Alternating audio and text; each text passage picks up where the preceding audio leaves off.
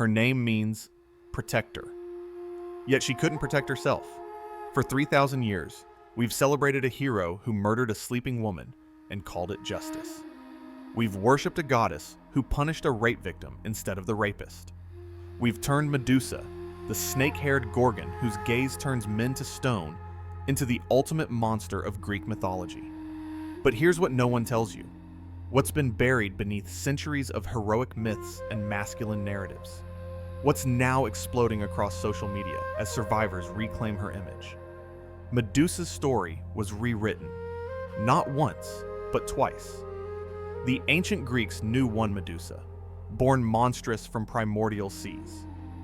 Then, 7 centuries later, a Roman poet named Ovid completely rewrote her origin, transforming her from monster to victim in what may be literature's oldest recorded case of victim blaming. And now, in the 21st century, feminist scholars and sexual assault survivors are rewriting her again, asking a question that should have been asked 3,000 years ago. Who was really the monster in this story? Same serpents, same petrifying stare, 3 completely different truths. And the evolution of Medusa's myth reveals something devastating about how societies transform victims into villains, how power rewrites history, and how the stories we tell about monsters say more about us than about them. Tonight, we're going to trace that transformation across 28 centuries and uncover truths that have been hiding in plain sight. We'll discover why a 5th century BCE poet called Medusa fair-cheeked, centuries before anyone described her as cursed. We'll examine the strange silence in the oldest account, where the sea god Poseidon encounters Medusa in a soft meadow amid spring flowers, words that could mean romance or could mean rape, words deliberately left ambiguous in ways that shaped everything that followed. We'll reveal how one Roman poet's retelling fundamentally altered Western culture's understanding of assault, blame, and monstrosity. And we'll explore why thousands of sexual assault survivors are now tattooing Medusa's face onto their bodies as declarations of strength, transforming ancient mythology into modern resistance. But here's the twist you won't see coming. The more we learn about Medusa's story, the more we realize that the real horror isn't a woman with snakes for hair. The real horror is what we did to her, what we keep doing to women like her, and how we've spent 3,000 years calling it heroism. So let your breathing slow. Settle into this journey with curiosity and openness, because the story you're about to hear will change how you see every myth you thought you knew. It will make you question who gets to be called a monster and who gets to be called a hero. And by the end, you'll understand why Medusa, after all these centuries of silence, is finally starting to laugh. Let's begin where every myth begins, with a lie that became truth. Born of primordial waters, the oldest Medusa. Our journey begins in darkness, in the depths of the ancient sea, where primordial gods dwelt before Olympus rose, before Zeus claimed the sky, before the world took the shape familiar to Greek civilization. We must travel back nearly 28 centuries to around 700 BCE, to a shepherd poet named Hesiod, who wandered the slopes of Mount Helicon, tending his flocks and composing one of the most influential genealogies of the gods ever written, the Theogony.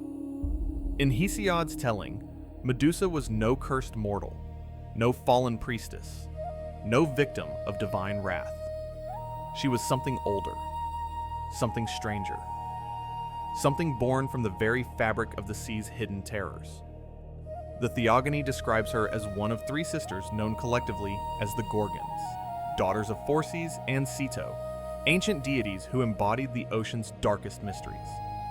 These were not the graceful nereids dancing through sunlit waves with shells and pearls.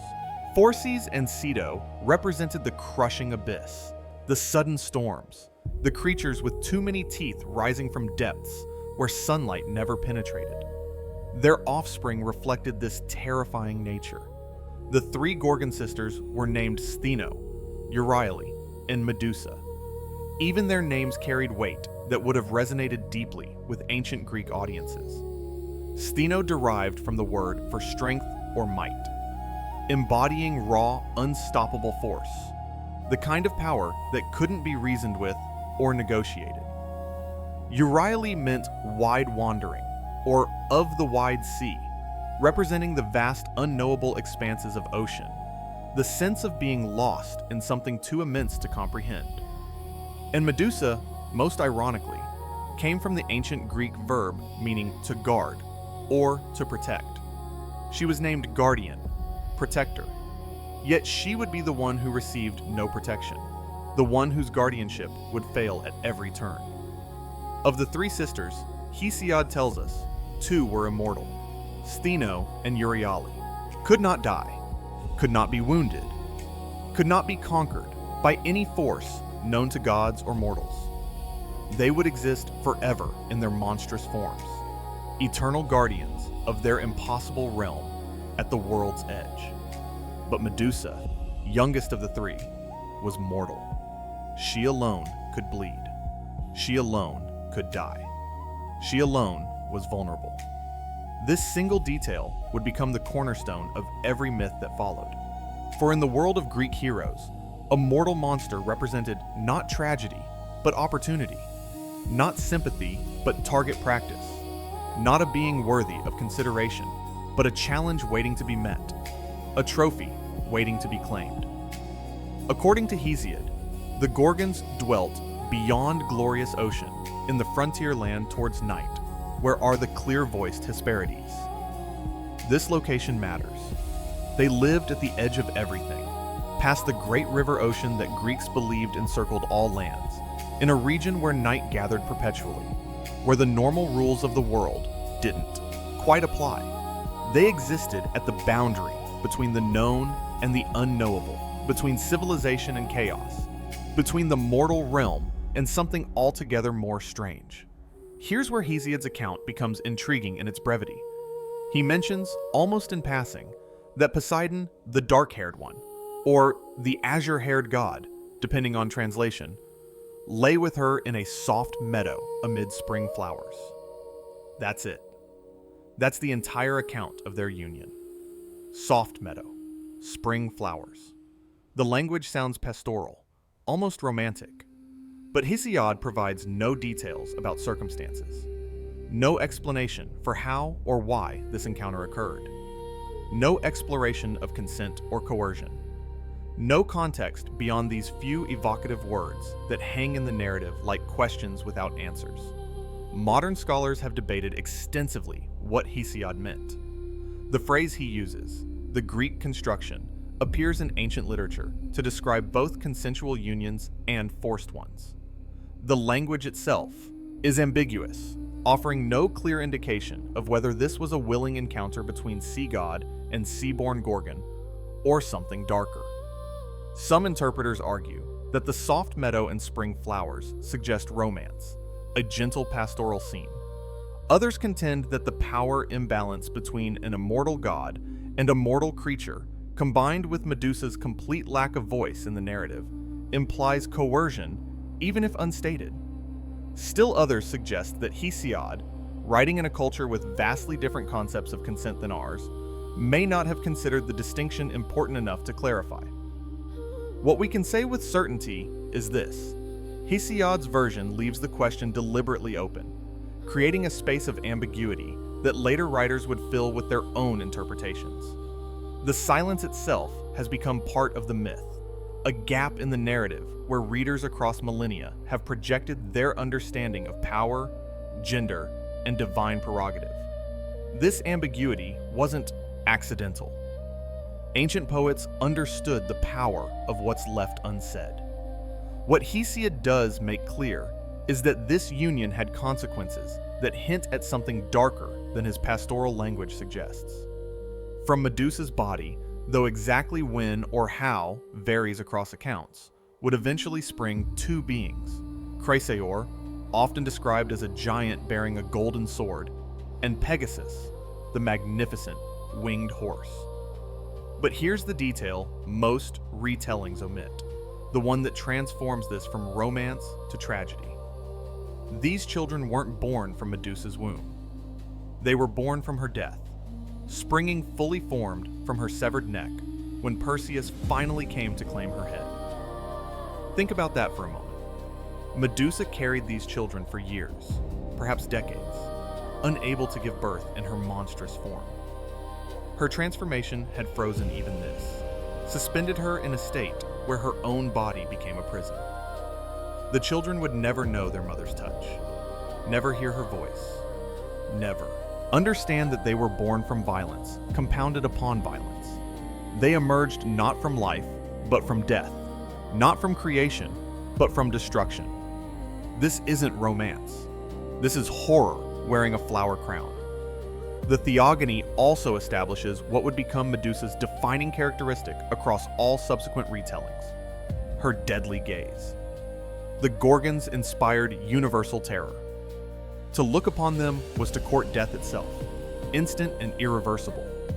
Their appearance could transform living flesh to lifeless stone, freeze warriors mid-stride, turn screams of horror into eternal silence, statues that would weather and erode over centuries, but never again draw breath. They embodied the ultimate fear, the irreversible transformation, the moment when life becomes monument, when consciousness becomes cold mineral, when everything you are simply stops. Other early poets echoed and expanded this terror. Homer, writing perhaps even earlier than Hesiod in the 8th century BCE, mentions the Gorgon in both the Iliad and the Odyssey, though he speaks of only one Gorgon rather than three sisters. In the Iliad, the Gorgon's head appears on Athena's aegis, described as the head of the grim, gigantic Gorgon, a thing of fear and horror. Notice the doubling, the emphasis, fear and horror, as if one word couldn't capture what the Gorgon represented. She required multiple terms, a heaping of dreadful adjectives just to approximate the response she inspired. In the Odyssey, Odysseus, while visiting the underworld, expresses terror that Persephone might send up an awful monster's grisly head to drive him from the realm of the dead. Even in Hades, even among ghosts and shades, even in a place already defined by death, the Gorgon's head represents something more terrible, something that could horrify those already beyond life's concerns. The 5th century tragedian Aeschylus describes the Gorgons in Prometheus Bound as three winged sisters, loathed enemies of humankind, these snake-haired Gorgons, whom no man can see and live. This phrase captures the essence perfectly. She exists in the realm of things that cannot be witnessed, experiences that cannot be shared, knowledge that cannot be obtained without paying the ultimate price. But then we encounter something that changes everything. Pindar, writing around 490 BCE in his 12th Pythian ode, mentions Medusa as fair-cheeked or beautiful-cheeked, depending on how you translate the Greek Kallipareus. This single phrase, appearing more than 2 centuries before Ovid would write his famous version, has sparked intense scholarly debate about what it might reveal. The possibilities are intriguing. Pindar could have been describing Medusa as possessing elements of beauty, despite her monstrous features, imagining a creature with a lovely face, but serpent hair and terrifying powers. Or he might have been referencing an earlier tradition, now lost to us, that portrayed Medusa as transformed from beautiful to monstrous, suggesting the victim-to-monster narrative existed in Greek culture long before Rome. Another interpretation holds that fair-cheeked carried different aesthetic connotations in ancient Greek than our modern understanding suggests, perhaps indicating something about status or divine favor, rather than physical beauty. What we can say with confidence is this: by the 5th century BCE, at least some Greek sources were associating Medusa with beauty alongside terror, opening doors for later interpretations that would emphasize her tragic transformation rather than inherent monstrosity. This wasn't just artistic preference.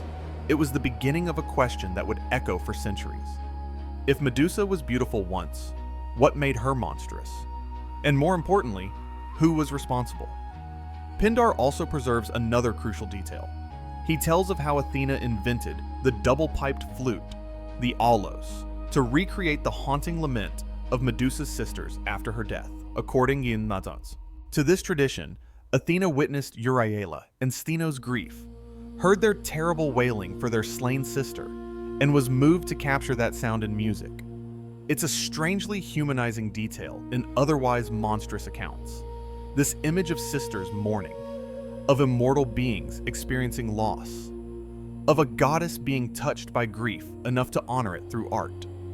Yet for all these early accounts, for all the fear and fascination Medusa inspired in Greek poets and audiences, the ancient writers tell us remarkably little about her as an individual. She is grouped with her sisters, described in collective terms as the Gorgons, defined by what she does, turning people to stone, rather than who she is. We learn nothing of her thoughts, feelings, or daily existence at the world's edge. Did she hate what she'd become? Did she ever long for different powers? A different face? A different fate? The early Greeks seemed content with Medusa as symbol, as cautionary figure, as the ultimate, unfaceable threat. She needed no backstory, no explanation, no humanizing details. She simply was, and that was terrible enough. But humans have never been content with monsters that lack motivation, with evil that has no origin story. We crave narratives that make sense, that offer reasons, that show us how the terrible came to be. We want to understand why the villain is villainous, what made the monster monstrous. And so, as centuries rolled on, as Greek culture gave way to Roman influence, as new poets sought new angles on ancient stories to captivate audiences who'd heard the old tales too many times, Medusa's myth would be reimagined, rewritten, given depth and tragedy, and a devastating origin that would transform her from primordial monster into something that cuts far closer to human bone, a victim punished for her own violation, a woman transformed into a warning, a cautionary tale written in serpents and stone.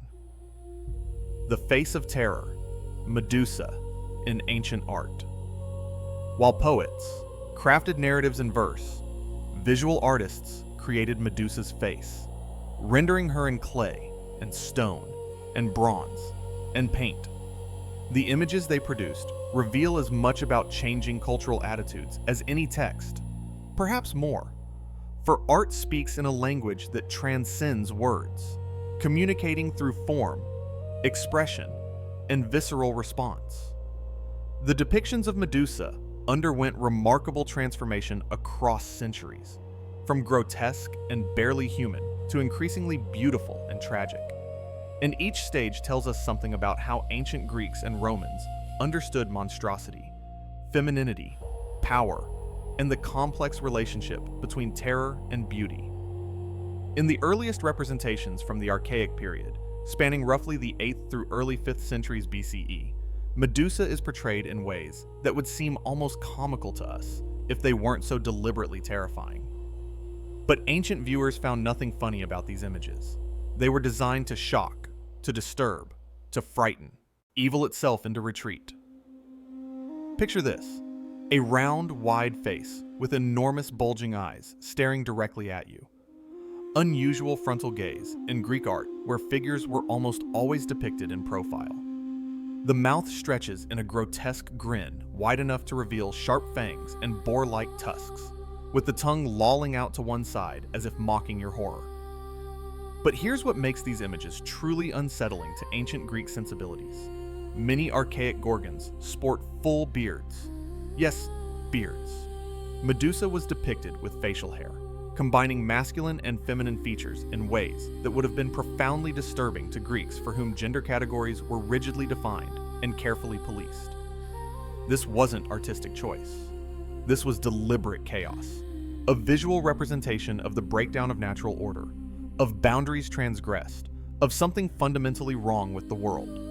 The mixing of gender characteristics signaled that you were looking at something that shouldn't exist, something that violated the very structure of reality. The body, when shown fully, appears in the knee-lauf pose, an impossible running position with limbs bent at angles no human or animal could achieve. It's pure nightmare logic, a pose that exists nowhere in nature, emphasizing that the Gorgon belongs to a different realm entirely. Wings often sprout from her back, and sometimes from her heels, emphasizing her ability to traverse boundaries, to move between the mortal world and whatever realm monsters properly inhabit. These early Gorgons weren't meant as realistic representations. They were apotropaic symbols, images designed to frighten and repel, to ward off evil through concentrated doses of ugliness and terror.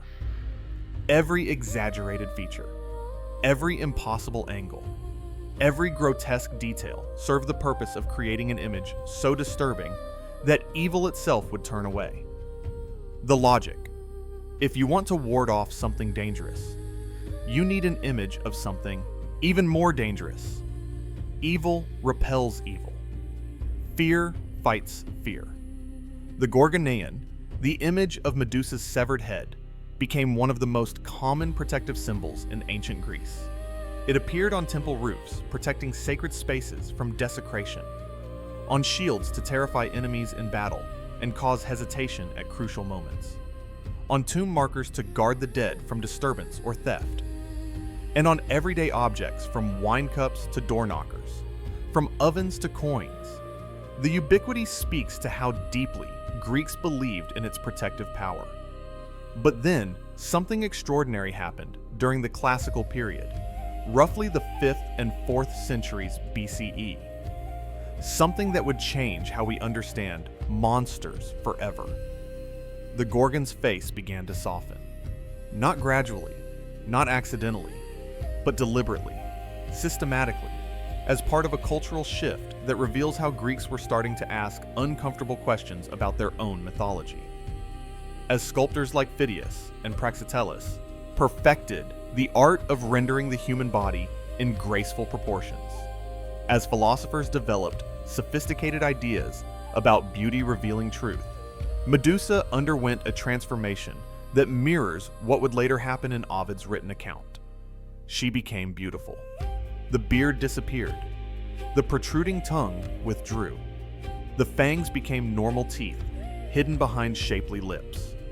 The bulging eyes took on human proportions. What remained was a woman, undeniably beautiful, with serpents in her hair, and a gaze that still challenged the viewer directly. But now, that gaze didn't just inspire terror. It inspired something more complex, more troubling: sympathy. This transformation wasn't unique to Medusa. Sirens, sphinxes, even Scylla underwent similar beautification. Scholars typically explain this as reflecting classical Greek aesthetic preferences for idealized beauty and harmonious proportions. But this explanation misses something crucial. The beautification of Medusa didn't just reflect changing artistic tastes. It enabled a new kind of story, one that asked questions the older myths had carefully avoided. If Medusa was beautiful once, what happened to her? Who did this? And why should we celebrate the man who killed her? The most striking example comes from around 450 BCE, a vase attributed to the painter Polygnotus. It shows Perseus approaching Medusa to behead her, but instead of a grotesque monster, we see a beautiful woman sleeping peacefully.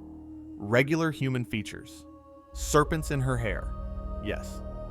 Small wings at her temples, marking her as divine or monstrous, but undeniably, hauntingly beautiful, and asleep, completely defenseless. Scholars debate whether this image was meant to evoke sympathy, to question Perseus's heroism, or even to mock him for his unheroic attack on a sleeping woman. The ambiguity itself matters. By the mid-5th century BCE, centuries before Ovid wrote his version, Greek artists were already uncomfortable with the simple narrative of hero slays monster. They were asking whether a man who murders a sleeping woman, however monstrous she might be, truly deserves to be called a hero. By the Hellenistic and Roman periods, from late 4th century BCE onward, through the 1st century CE, Medusa's beauty became her defining characteristic in art, though she remained recognizably a Gorgon through serpents in her hair and frontal gaze. The famous Medusa Rondinini, a Roman copy of a Greek original now in Munich's Glyptothek, shows a serene, lovely face framed by gently waving hair through which small snakes are subtly integrated, almost like decorative elements.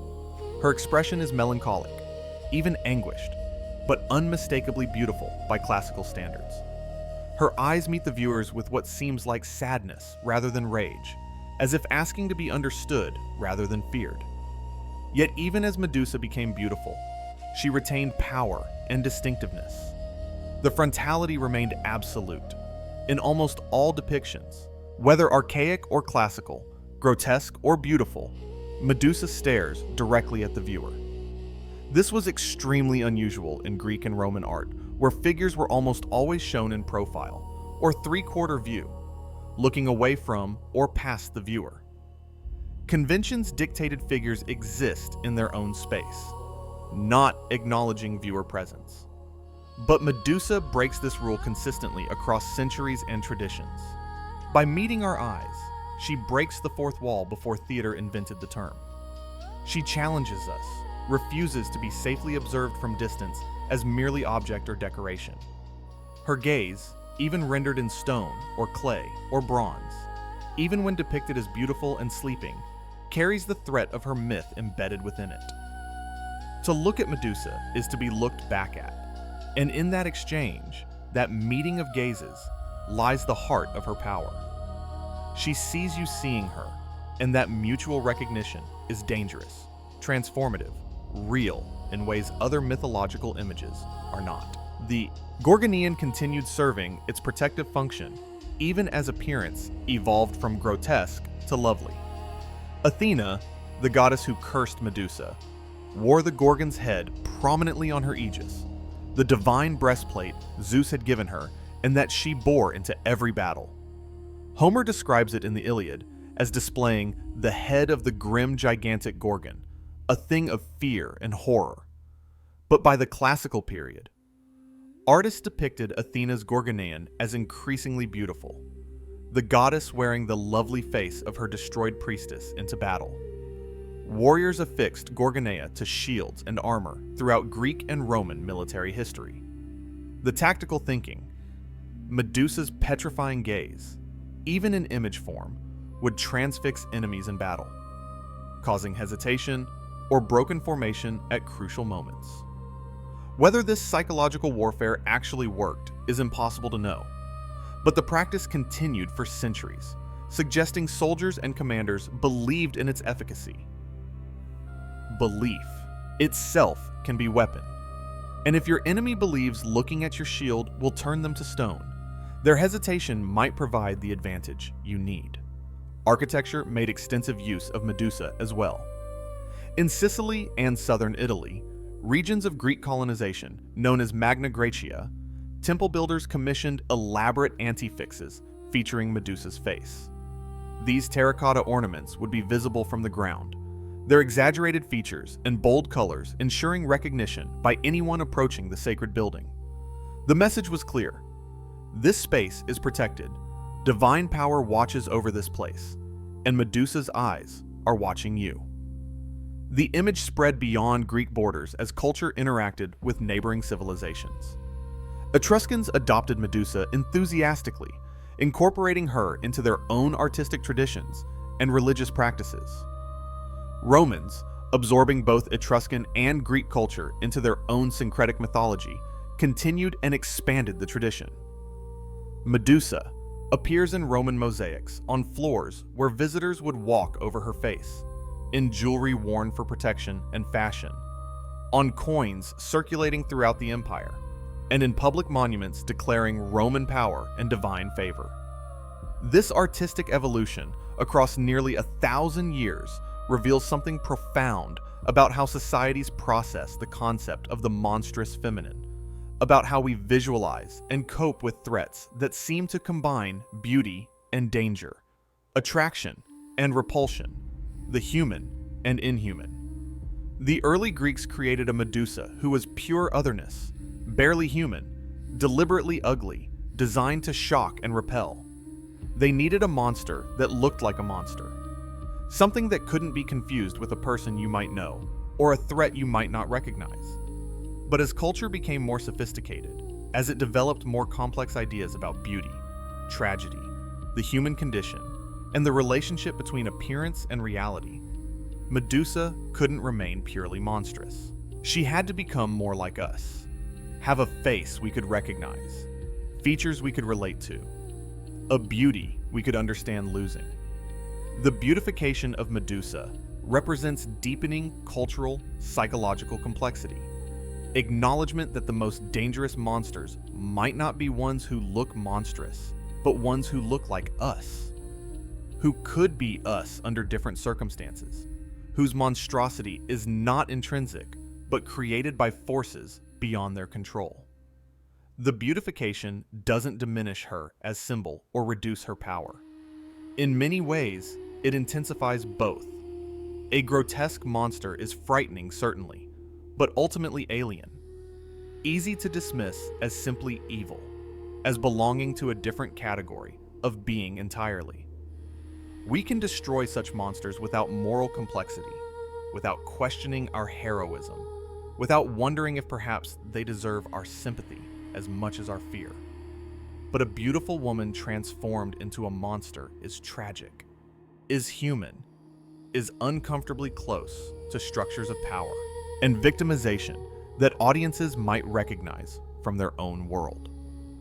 When Medusa is beautiful, when traces of her humanity remain visible beneath or alongside her monstrous features, her story stops being about fighting monsters and starts being about how society creates them, about what happens to women who are desired, violated, blamed, and finally destroyed for the crime of being vulnerable to those with power over them.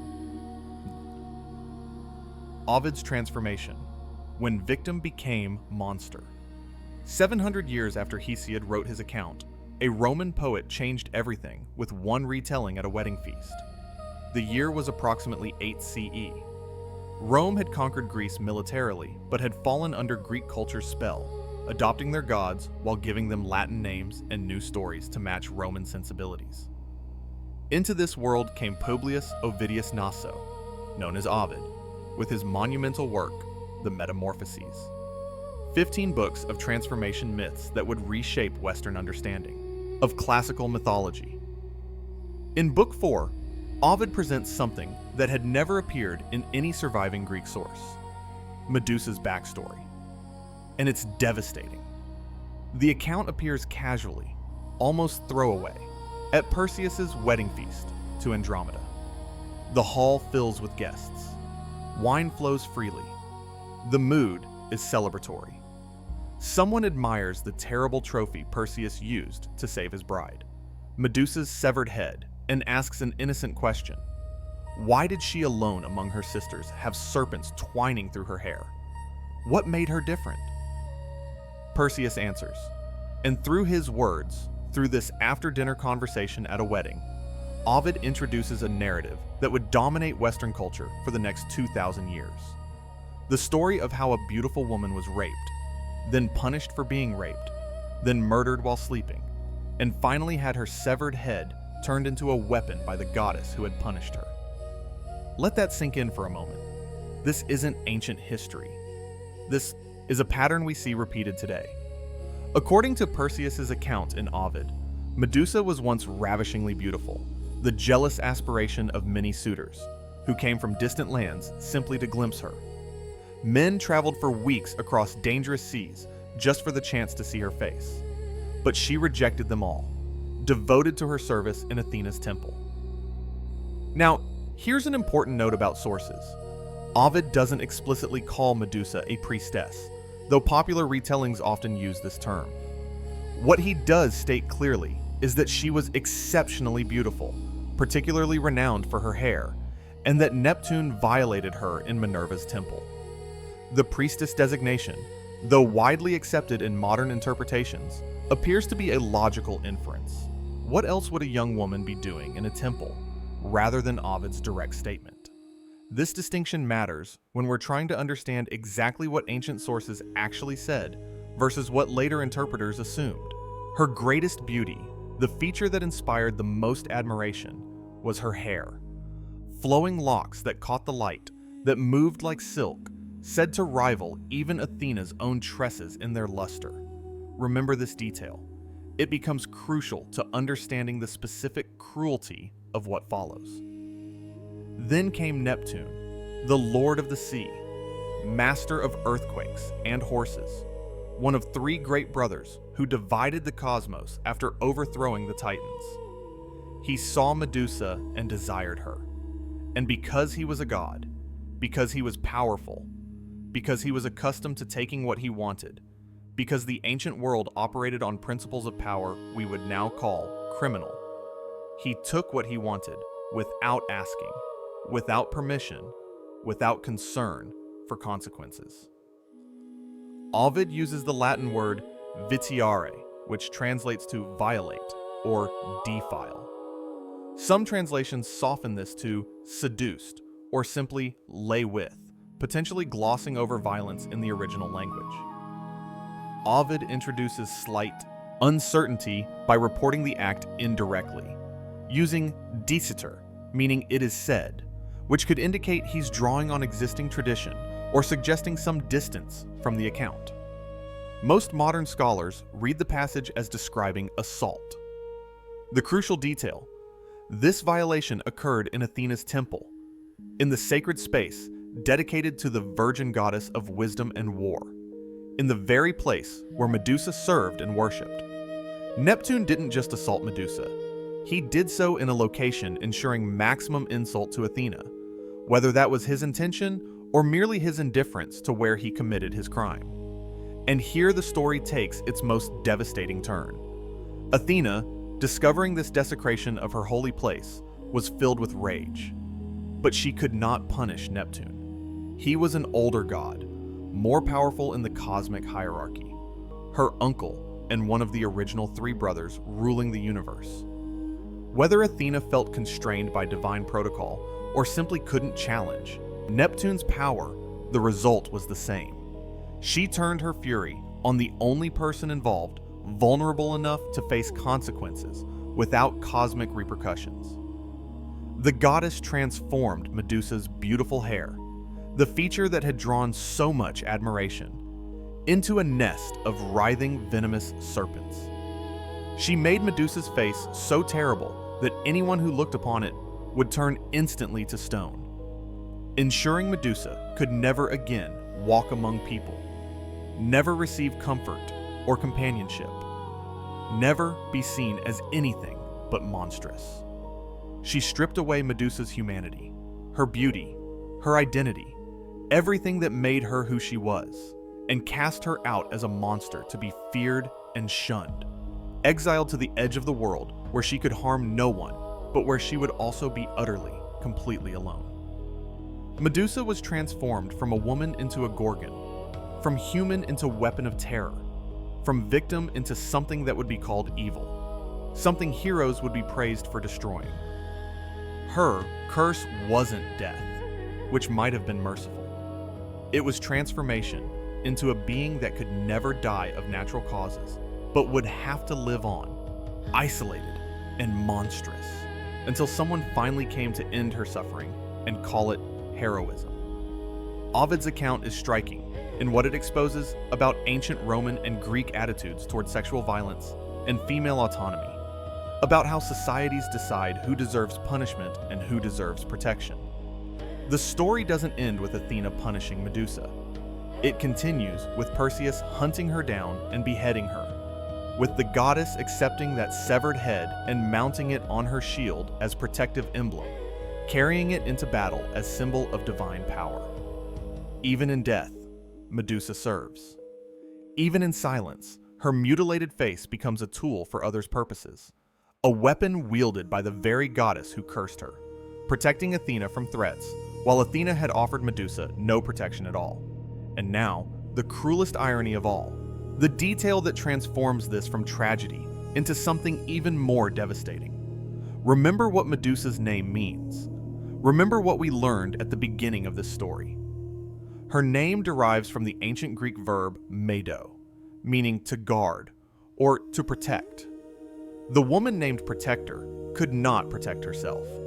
The woman whose name meant guardian received no guardian. She would become the ultimate protective symbol. Her face used to ward off evil on shields and doorways and amulets across the entire Mediterranean world for centuries.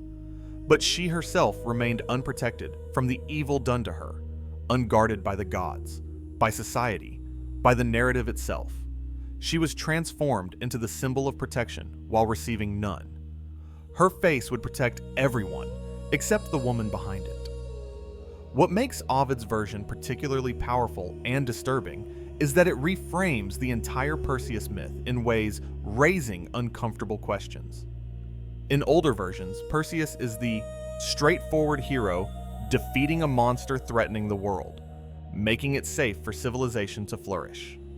But in Ovid's telling, Perseus becomes something more complicated. A man hunting down a woman who has already been punished for a crime she didn't commit, using divine weapons and aid from the very goddess who cursed her, tracking her to her place of exile, and murdering her while she sleeps. The hero's quest becomes something darker, resonating uncomfortably with modern understandings of how victims are often vilified, how trauma is compounded by society's response, how the powerful always find ways to make their violence acceptable and even praiseworthy. It's important to note Ovid wasn't the first to suggest Medusa hadn't always been monstrous. 5th century BCE poet Pindar had already referred to fair-cheeked Medusa, implying beauty alongside terror. Classical Greek art from 5th and 4th centuries BCE increasingly depicted Medusa not as grotesque bearded creature, but as beautiful woman, sometimes sleeping peacefully, even as Perseus approached to strike the fatal blow. These images predate Ovid by centuries, suggesting the idea of Medusa's tragic beauty was already circulating in Greek culture. But Ovid crystallized this tradition into narrative, gave it the weight of violation and divine injustice, made the transformation a punishment rather than merely a characteristic. He took an existing artistic trend and provided it with a story explaining not just why she was beautiful, but why she became monstrous, creating one of Western culture's most enduring tales of victim blaming, a pattern that would repeat in countless contexts for the next 2,000 years. Other ancient sources offer different reasons for Athena's curse, though none are significantly less troubling when examined closely. Pseudo-Apollodorus writing in the 2nd century CE suggests Medusa was cursed because Athena was jealous. The mortal woman, having boasted her own hair, was Dis, more beautiful than the goddesses. This version transforms the tale into one of vanity and divine pettiness, removing sexual violence but replacing it with punishment wildly disproportionate to the offense. Claiming to be beautiful enough to rival a goddess earns you transformation into a monster? The message about female pride and ambition remains troubling, but it is Ovid's version that seized Western imagination and has refused to let go for 2 millennia. His Medusa is the one appearing again and again in art, literature, and modern retellings. She is the priestess violated, the victim blamed, the woman punished for crimes of a more powerful man. She is, in many ways, the story every victim of sexual violence knows too well. The narrative of being harmed, and then being made to carry the burden of that harm, of becoming the problem rather than the person who was wronged, of being transformed in others' eyes from person to pariah. The irony, of course, the detail that cuts deepest, when you pause to consider it, is that Medusa's name means protector or guardian. It derives from ancient Greek verb medo, meaning to guard or protect. So the woman whose very name designated her as protector was left unprotected by gods, by society, by the narrative itself. The woman who would become the ultimate protective symbol. Her face used to ward off evil on shields and doorways and amulets across the entire Mediterranean world for centuries, could not protect herself from the evil done to her. The guardian could not be guarded.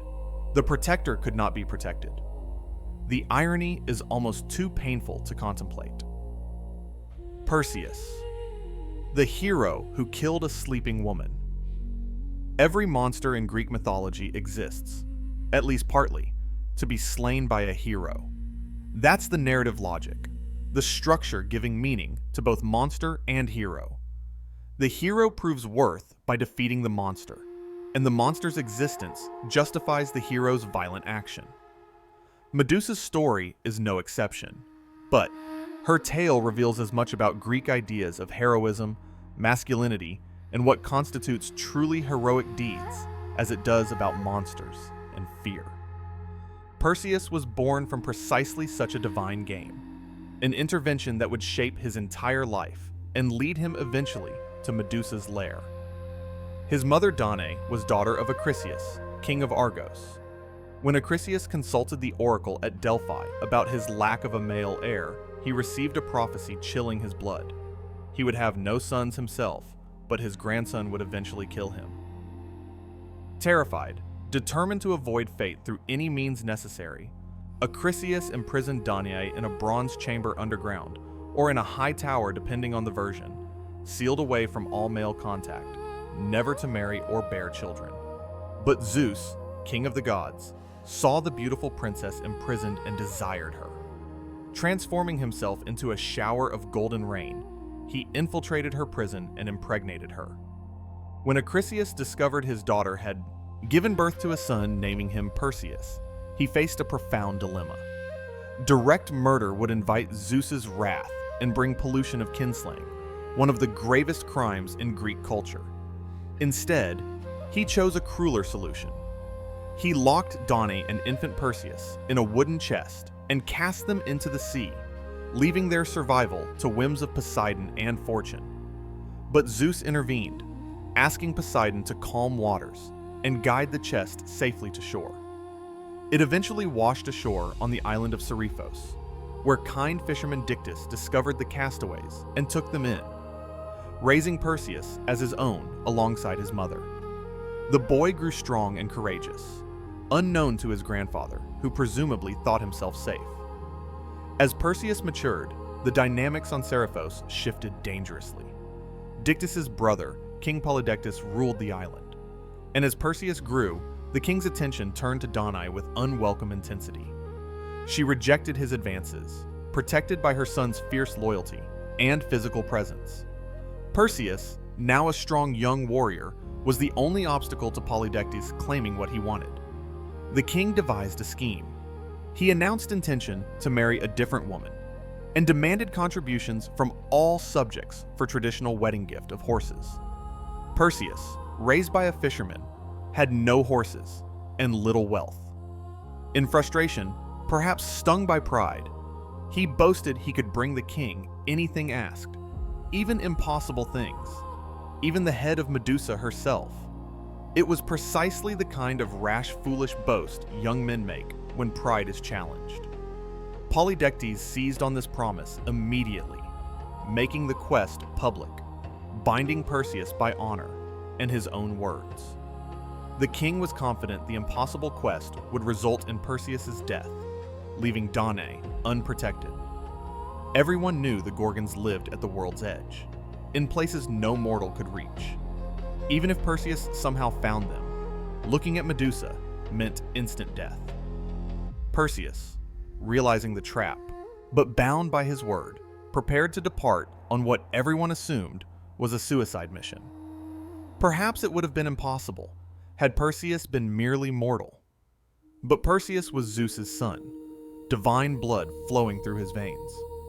More importantly, Perseus had caught attention of two Olympians who had their own reasons for wanting Medusa dead: Athena, goddess of wisdom and strategic warfare, and Hermes, divine messenger and patron of travelers. These half-siblings of Perseus decided to aid him, though their motivations were complex and not entirely altruistic. Athena in particular had her own reasons for wanting Medusa dead. The priestess she had cursed, the woman who reminded her of her own failure to protect her temple or punish the actual perpetrator of its desecration, the living evidence of divine injustice existing at the world's edge.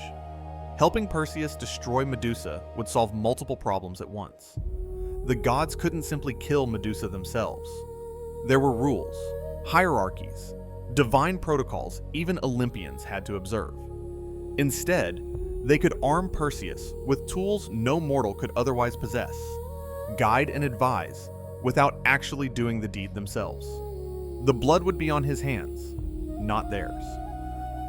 First, Athena and Hermes took Perseus to the Garden of the Hesperides, a mythical paradise at the world's edge.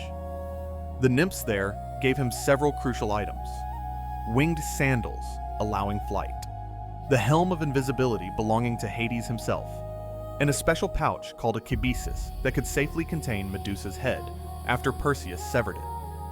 Athena contributed a polished bronze shield, mirror bright, allowing Perseus to view Medusa's reflection without meeting her deadly gaze. Some versions say Hermes provided an adamantine sword, an unbreakable curved blade capable of cutting through anything, including a Gorgon's neck in a single stroke. But even with divine weapons, Perseus still had to find the Gorgons. Their location was one of the greatest secrets, known only to their sisters, the Grey, 3 ancient women sharing a single eye and a single tooth among them.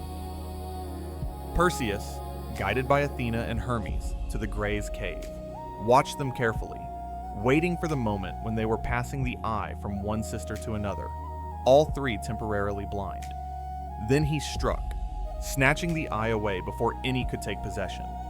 The Great screamed in fury and desperation, suddenly rendered helpless. But Perseus held the eye hostage and made them a deal. He would return it only if they told him how to reach the Gorgons. The ancient sisters, blind and helpless, had no choice. They revealed the path to that place at the world's edge. Now armed, informed, and determined, Perseus flew on winged sandals toward the Gorgon's lair. Various accounts place this location differently, as if even mythology can't quite agree where monsters live. Some say it was at the edge of ocean in the far west beyond the setting sun. Others claim Libya, in the heart of North Africa. Still others suggest a distant island somewhere in the unknown sea. Wherever it was, all accounts agree it was a place of death, a landscape littered with statues, men and animals turned to stone by Medusa's gaze, frozen forever in positions of terror and flight. Perseus found the 3 sisters sleeping. Stheno and Euryale flanked their mortal sister, all 3 dozing in the false security of their isolation, confident no one could reach them at the world's edge. Here we must pause to consider what Perseus saw when he looked down at the sleeping Gorgons. If we follow Ovid's version and the artistic tradition developing for centuries, he looked down at a beautiful young woman sleeping peacefully, serpents coiled through her hair, but her features gentle in repose, her face showing no sign of monstrosity, except snakes and perhaps wings at her temples. She might have been dreaming, possibly of the life she'd lost. What happened next was not a heroic battle in any traditional sense. There was no struggle, no test of strength or courage, no moment when outcome hung in balance. Perseus, wearing the helm of invisibility, flying on divine sandals, approached an unarmed sleeping woman and prepared to kill her. He held up Athena's mirror shield, using it to view Medusa's reflection, rather than looking at her directly. Then, with one stroke of his divine sword, guided perhaps by Athena's own hand, he severed her head from her body. The myths tell us Medusa's death was instant, but several ancient sources add a detail deepening the tragedy. She was pregnant with Poseidon's children from their union years before. As Perseus's blade cut through her neck, as her head fell into his waiting kibisis, as blood spurted from the stump of her severed neck, from that wound sprang 2 beings born from violence in the moment of their mother's final violation. Pegasus, the magnificent white-winged horse, and Chrysaor, often described as a giant, bearing a golden sword. These children of Poseidon and Medusa emerged fully formed, perfect and complete, never having experienced their mother's embrace, never nursed at her breast, never heard her voice or felt her touch. They were born from death, from the meeting of Perseus' sword and Medusa's neck, from the final destruction of the woman who had carried them. Pegasus would go on to serve the gods, carrying Zeus's thunder and lightning across the sky. Cracer would father the three-headed giant Geryon, but neither child would know Medusa. Neither would mourn her specifically. Neither would question the narrative that their mother was simply a monster that needed to be slain. Medusa's immortal sisters woke to find their youngest sibling headless. Pindar's account suggests their response was powerful enough to move even Athena. Their wailing became inspiration for the goddess's invention of the flute, preserving that grief in music. They pursued Perseus with all their supernatural speed, flying after him, shrieking and searching. But Perseus had already donned the helm of invisibility. Though they pursued desperately, they couldn't see him, couldn't catch him.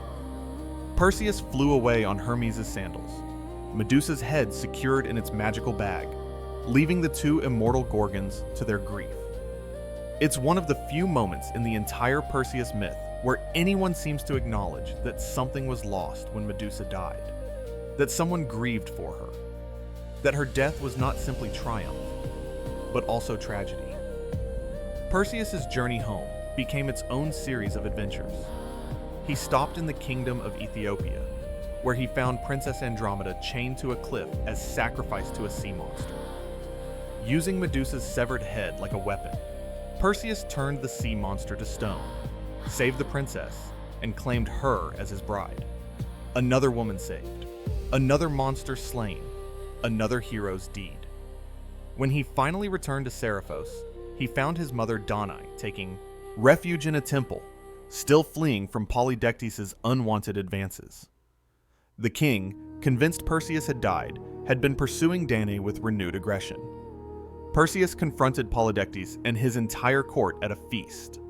When the king mockingly demanded proof of his quest's completion, Perseus pulled Medusa's head from the cabesus.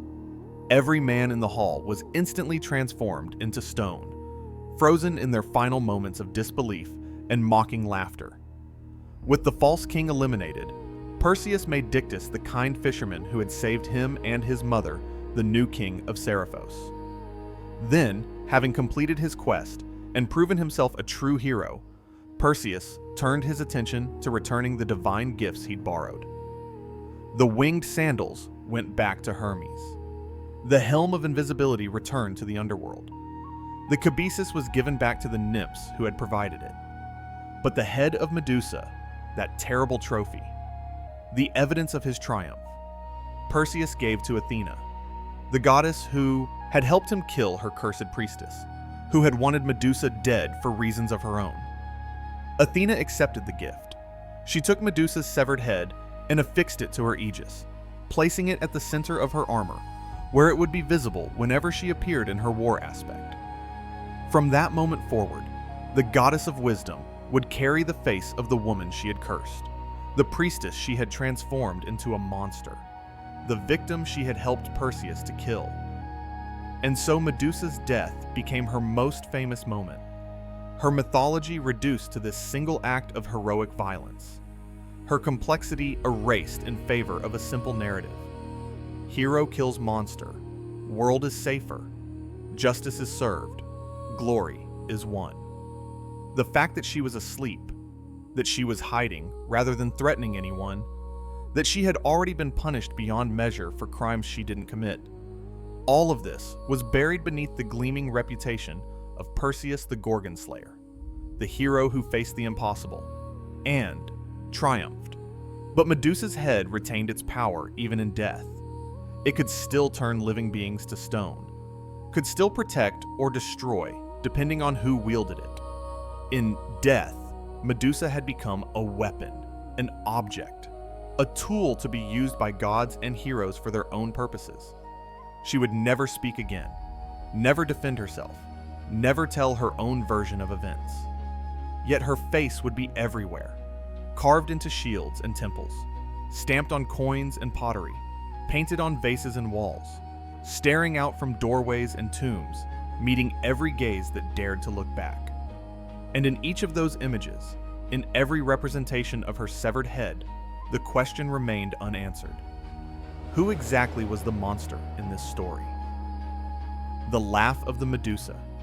Feminist reclamation. For nearly 2,000 years after Ovid wrote his version, Medusa remained frozen in the narrative as monster, as cautionary tale, as the face that turned men to stone and therefore deserved her death. Medieval Christians saw her as symbol of sin. Renaissance artists explored the tension between beauty and horror in her features. But throughout all those centuries, the question that seems obvious to modern readers rarely, if ever, was asked. Why was the victim punished? Why did Athena curse Medusa instead of Poseidon? Why do we celebrate Perseus for killing a woman who had already been violated and transformed? The 20th century brought a revolutionary shift. As feminism emerged as a powerful intellectual and political force, as women began claiming the right to tell their own stories and reinterpret old narratives from new perspectives, Medusa underwent perhaps her most dramatic transformation yet. Not in her physical appearance, but in what she symbolized, what she meant, whose voice she carried. In 1975, French feminist philosopher and writer Hélène Cixous published an essay that would become one of the most influential feminist texts of the 20th century. Originally written in French as Le Rire de la Méduse and translated into English in 1976 as The Laugh of the Medusa. Cixous's work wasn't primarily about the mythological figure. It was a manifesto, a call to arms, an exhortation for women to write, to claim their voices, to refuse the silencing that patriarchal culture had imposed for millennia. But Cixous chose Medusa as her central symbol for a reason. In the essay's most famous passage, she writes, "You only have to look at the Medusa straight on to see her, and she's not deadly. She's beautiful, and she's laughing." Read that again. Let it sink in. For nearly 3,000 years, the entire point of Medusa's myth had been that you couldn't look at her straight on, that to meet her gaze meant death, that she was fundamentally unknowable, unseeable, a creature defined entirely by the impossibility of facing her. And Cixous says, look anyway, look directly. What you'll find is not a monster, but a woman. Not deadly, but beautiful. Not screaming in rage, or frozen in monstrosity, but laughing with joy, with power, with the knowledge that she has been misunderstood all along. Cixous's essay introduced the concept of écriture féminine, feminine writing or women's writing, a mode of expression that she argued must break free from masculine-dominated language, structure, and thought.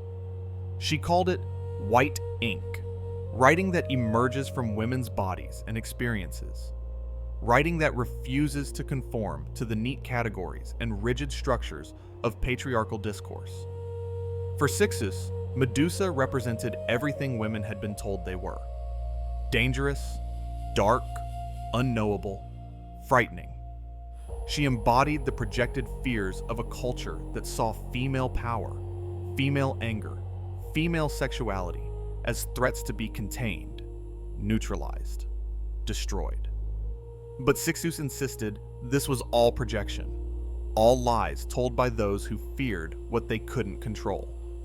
The real Medusa, the one you see when you dare to look directly, is beautiful, complex, powerful, and yes, laughing at the absurdity of the lies told about her. Men, Cixous wrote, have committed the greatest crime against women.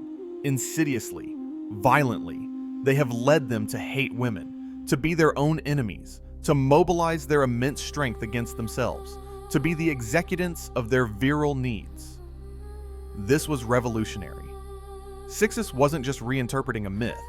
She was exposing a pattern, a system, a structure of oppression that turned women against themselves, that made them complicit in their own silencing.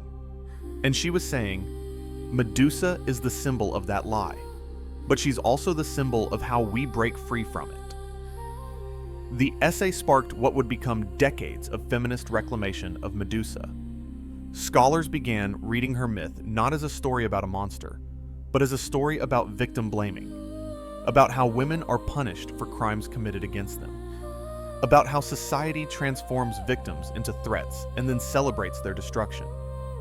In 1994, Mary Valentis and Anne Devane published Female Rage, Unlocking Its Secrets, Claiming Its Power, in which they wrote, "When we asked women what female rage looks like to them, it was always Medusa, the snaky-haired monster of myth, who came to mind.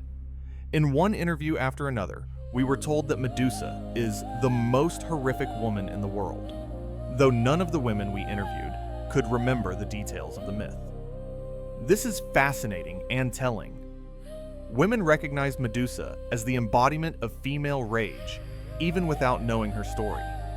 The image alone, the snake hair, the petrifying gaze, the monstrous feminine, spoke to something deep in cultural consciousness about how female anger is perceived, feared, and demonized. But feminist scholars and activists began rewriting that narrative. They started asking, what if Medusa's transformation wasn't a curse, but a defense? What if her petrifying gaze wasn't a punishment, but a power? The ability to stop those who would harm her, to freeze predators in their tracks, to protect herself when no one else would? In this reading, Medusa becomes not a monster, but a survivor. Her serpents aren't signs of degradation, but a crown of power. Her deadly gaze isn't evidence of evil, but a boundary, a warning, a way of saying, you cannot harm me again. You cannot violate me again. I have the power now to protect myself. This reinterpretation gained tremendous traction in the late 20th and early 21st centuries, particularly as the #MeToo movement brought conversations about sexual assault, trauma, and survival into mainstream discourse. Women who had experienced sexual violence began identifying with Medusa, seeing in her story their own experiences of being blamed for their victimization, being transformed in others' eyes from person to problem, being told they were the danger when they were the ones who had been endangered. And something remarkable happened. Something that would have seemed impossible, even 20 years ago. Women started getting Medusa tattoos, not as symbols of fear or warning others about danger, but as declarations of survival, as badges of strength, as permanent reminders tattooed onto their own skin that they had faced their monsters and lived. The trend appears to have emerged around 2020-2021, gaining explosive momentum on social media platforms like TikTok, where the #MedusaTattoo has been viewed millions of times. But here's what makes this movement so powerful, so different from previous reinterpretations. These aren't scholars writing academic papers or artists creating gallery installations. These are survivors marking their own bodies, claiming Medusa's image in the most personal, permanent way possible. The message is clear without words. When someone shares their Medusa tattoo online, other survivors recognize it immediately. A silent language has emerged, a way of saying, I understand, without having to explain trauma, without having to relive it, without having to justify or defend or prove what happened. The tattoo becomes both shield and revelation, protection and connection. Tattoo artist Ruby Rose, based in the United Kingdom, told reporters in 2023, "The Medusa tattoo can mean many things, but it's generally a symbol of survival, strength, and overcoming assault. Medusa has become a figure of protection to women who have experienced sexual assault or assault on some level, particularly by men." Rose noted that she'd tattooed around 30 Medusas in just 6 months, with hundreds more people worldwide purchasing her Medusa designs. Think about what this means. For 3,000 years, Medusa was the monster in someone else's story, the villain Perseus destroyed, the cautionary tale about female monstrosity. Now, she's becoming the hero in survivors' own stories, the symbol they choose to represent their strength. The symbolism is profound.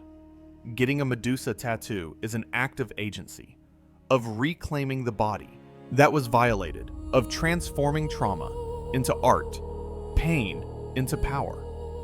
It says, "This body is mine. This story is mine to tell." This symbol that was meant to represent monstrosity now represents my strength. The gaze that was meant to kill now protects. The serpents that were meant to horrify are now my crown. Therapist Anita Astley explained the phenomenon this way. "I believe the Medusa tattoo is the perfect visual depiction of a survivor's journey from pain to resilience, strength, empowerment, and self-preservation. A protective symbol, as she has the ability to destroy those who are a threat to her being. This tattoo says 1,000 words and is a permanent stamp of survivorship. The Medusa tattoo removes the stigma, the shame, the guilt, the self-loathing and self-blame commonly experienced by survivors of sexual assault.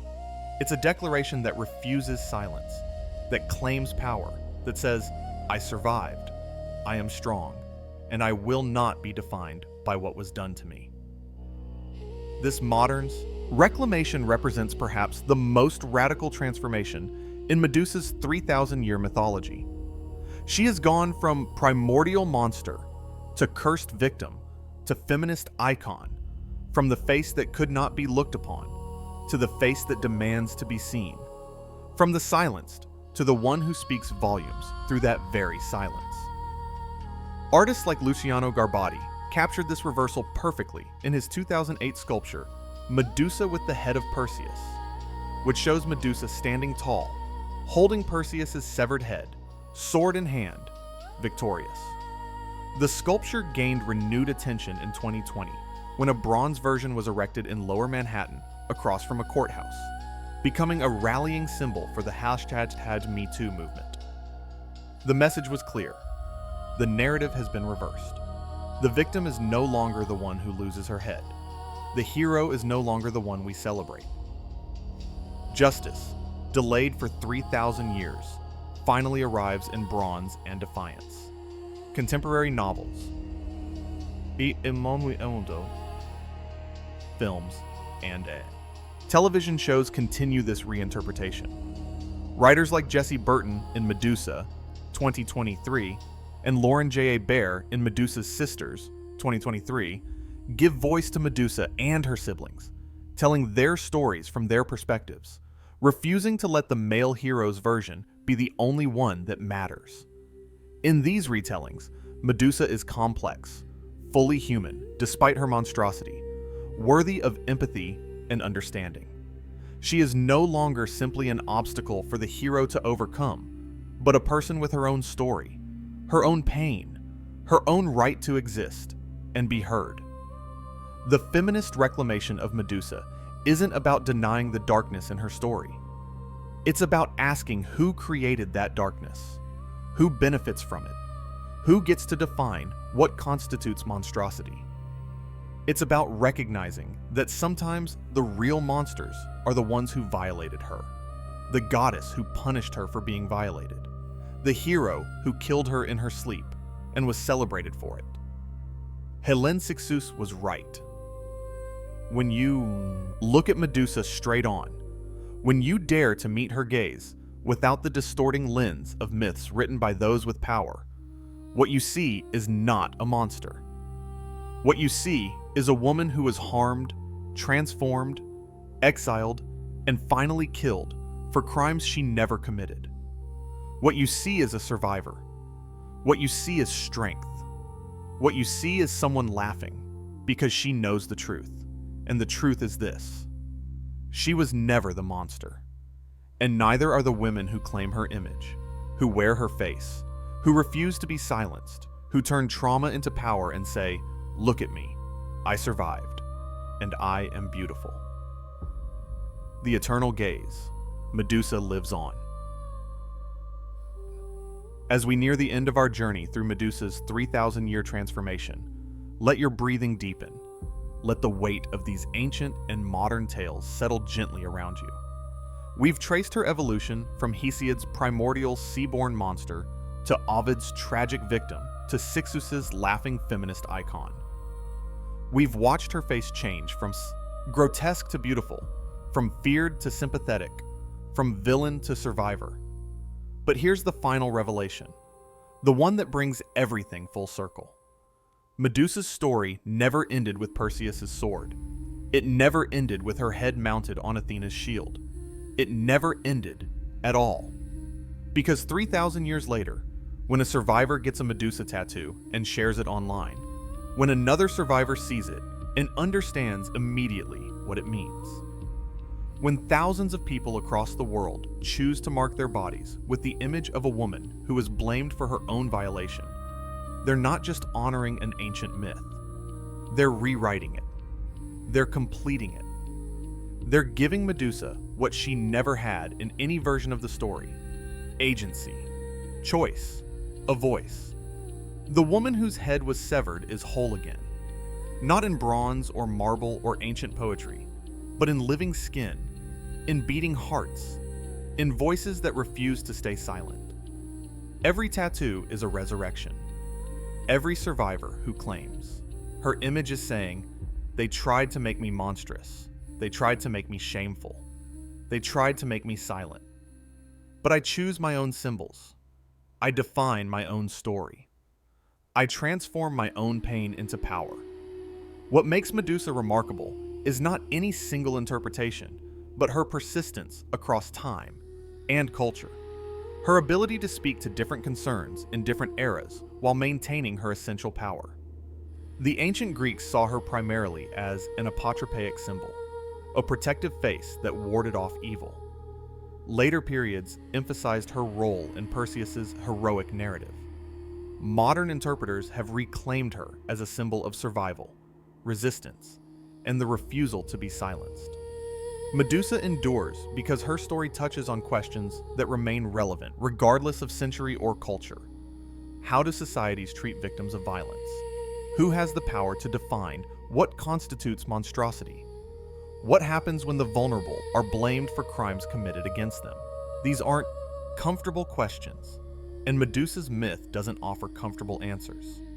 It shows us something messy and difficult. Sometimes the innocent suffer. Sometimes the powerful escape consequences.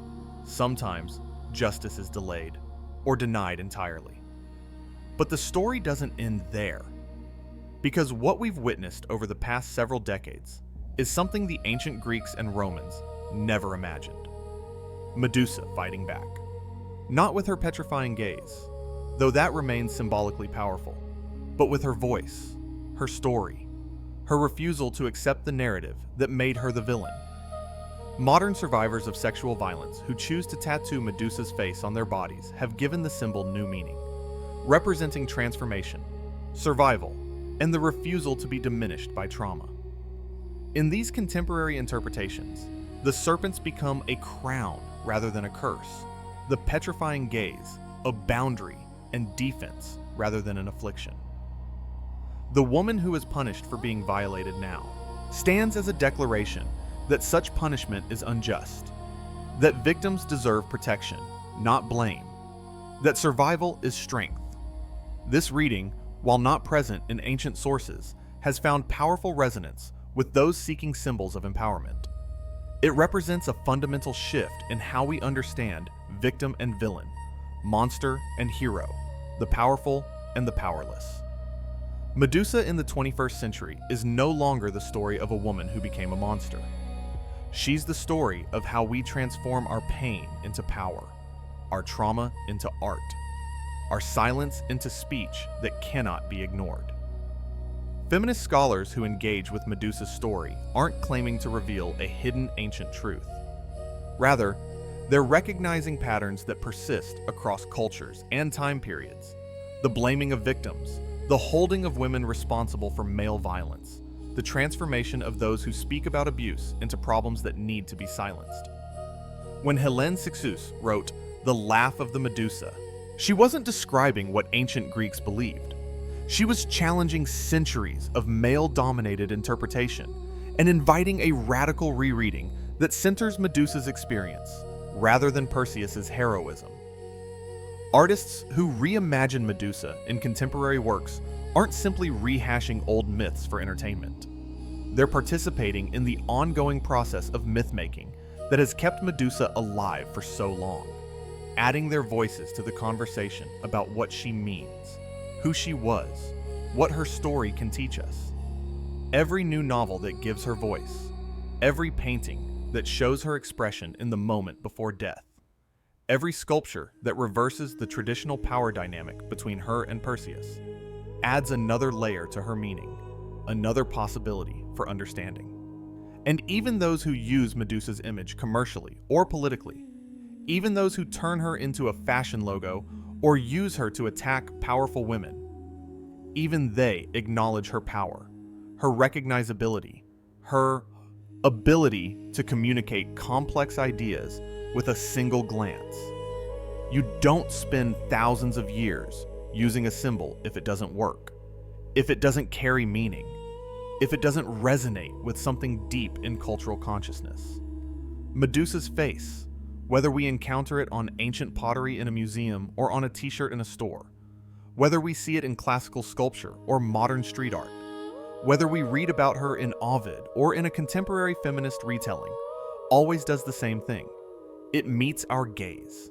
It looks back at us.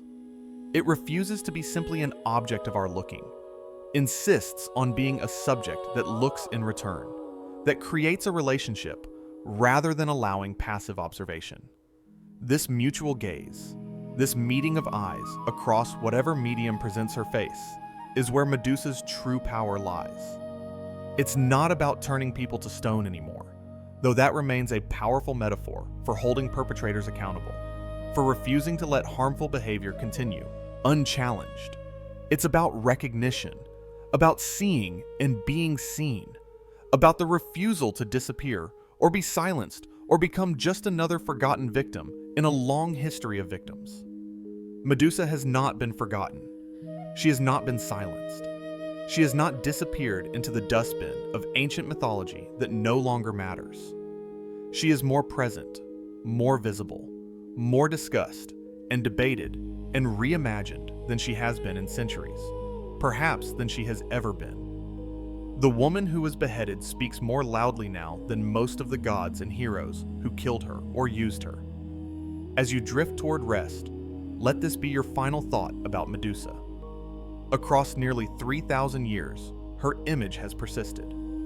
She was portrayed as monster, as victim, as protective symbol, as warning, as inspiration. Each age found something different in her face, something that spoke to its particular concerns and fears. The ancient Greeks used her image to ward off evil. Medieval Christians saw her as symbol of sin. Renaissance artists explored the tension between beauty and horror.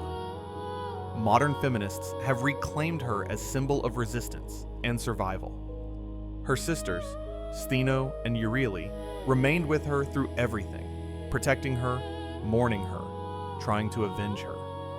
They represent something important: solidarity, sisterhood, the refusal to abandon someone just because society has declared them monstrous. They knew Medusa before her transformation and stayed with her after. They loved her enough to grieve her death with sounds so haunting that even Athena was moved to immortalize them in music. Perseus is remembered as the hero in ancient sources, but in our modern cultural landscape, Medusa's image has become more recognizable, her story more discussed, her symbolism richer and more complex.